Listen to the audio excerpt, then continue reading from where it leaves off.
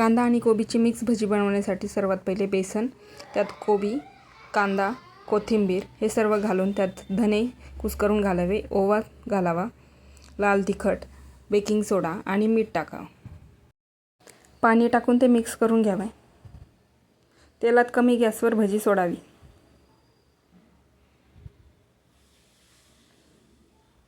Medium गॅसवर भजी तळून द्यावी.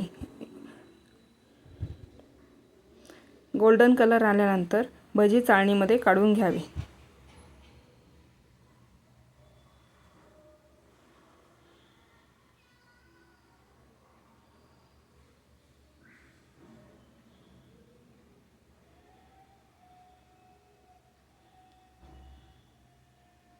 भजीसोबत खाण्यासाठी हिरव्या मिरच्या तळून घ्याव्या.